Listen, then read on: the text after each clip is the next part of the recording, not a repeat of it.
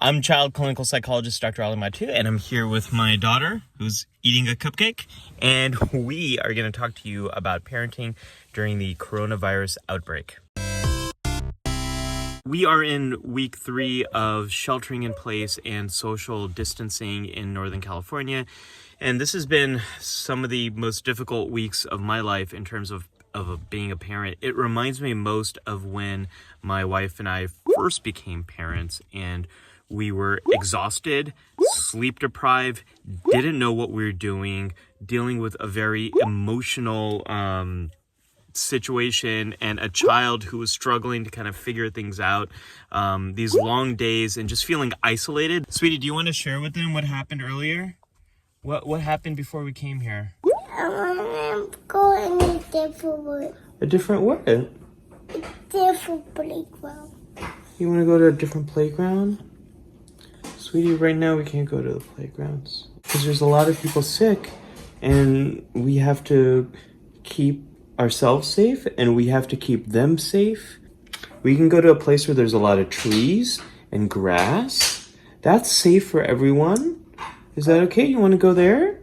I thought this would be a good opportunity to share with you how not only we are parenting, but how I'm advising the families I work with who have older kids and teenagers and young adults how to parent in this. But I want to see animals. I know. Okay, we're going to go see some animals. The first thing you need to know is this isn't just any old random challenge that we are dealing with as parents.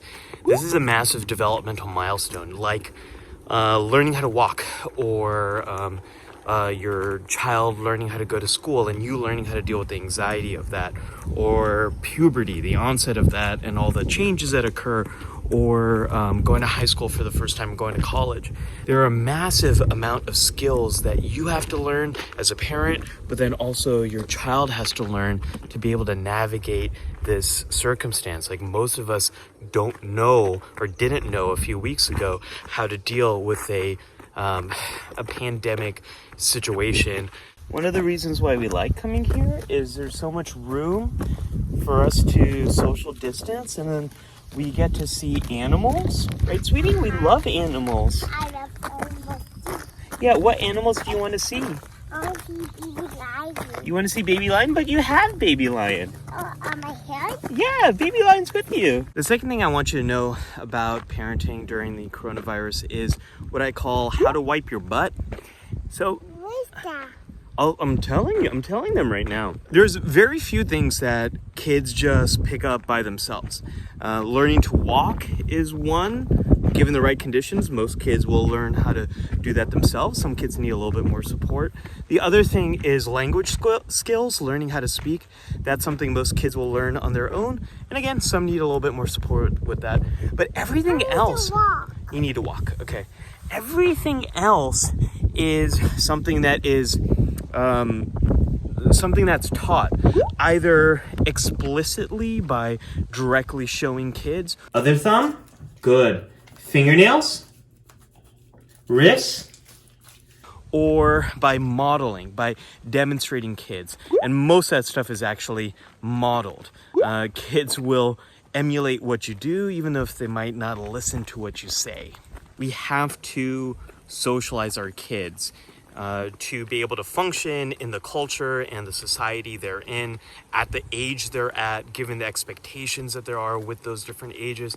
So what that means right now is we as parents have to teach our kids how to wash your hands, how to avoid touching things, how to not touch your face, and how to practice good social distancing. What do we have to do, sweetie, when we see people? How to get on the side? Yeah, we have to get on the side. And what do we give them? Get some face. That's right, we give them some space. The third thing we are doing is what I call making a playground.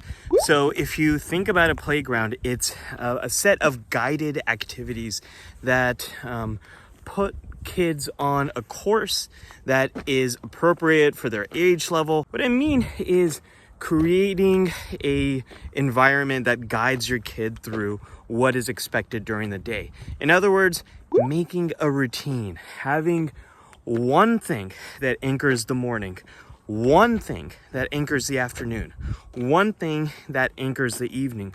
Most of you watching this probably already have some kind of evening routine, and the older your kids are, the less you have to manage that. What class do you have with Daddy? We have Daddy's dance class. We have an hour of physical activity where we watch Broadway show performances from the Tony Awards and we kind of dance along. What kind of activities are helping you to get through your day, to create a routine, to create a sense of normalcy for your kids? Let me know in the comments below. I saw a bug. You saw a bug. I saw that bug too.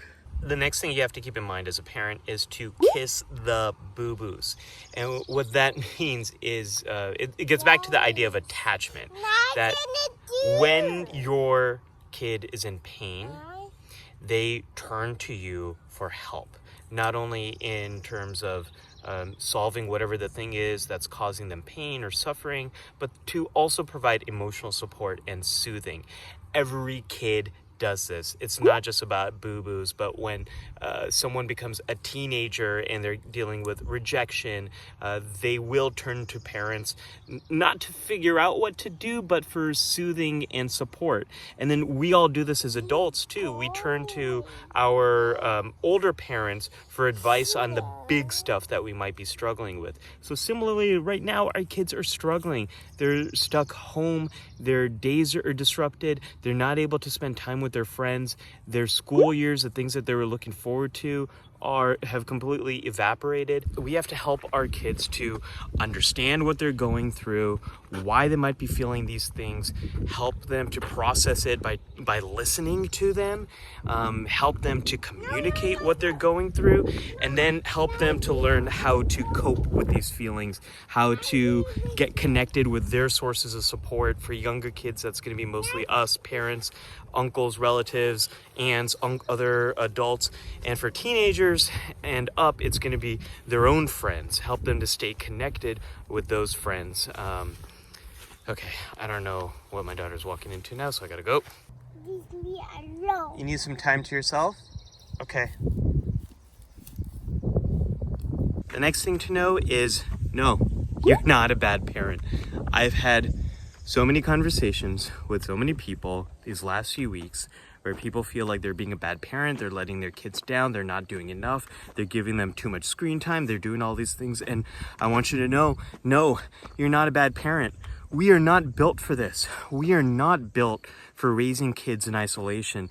It takes a community of people, of family, of childcare, of teachers, of relatives, of friends, of babysitters to raise children. And right now, we don't have any of that. And we are raising kids in a situation that humans are just not built for. So go easy on yourself. No one has their SHIT together anymore. We are all doing the best we can under these difficult circumstances. I see doggies. You saw doggies? And dogs. And ducks? That's not six. Not what? Six. Oh, yeah. There's so much stuff we could get into, like limiting how much news you're exposing your kids to, really managing your emotions so you're not passing a lot of anxiety onto your kids. So much other stuff, but we'll have to save that for another video because this bugaboo is getting very sleepy and I'm hoping we're gonna get a nice long car nap. What do we do when we get back inside, sweetie? What I don't like soup. If you want to learn more about mental health during this coronavirus pandemic, check out this playlist right over here. I got a lot more videos about this. Let me know what questions you have about parenting during the coronavirus outbreak. Let me know in the comments below. Right now. Give it a thumbs up if you like this video. And if you want more videos that celebrate mental health and make psychology fun and easy to understand, be sure to subscribe to the PSYCH Show. What you doing, sweetie? I'm rubbing my Squirt, squirt, squirt, squirt.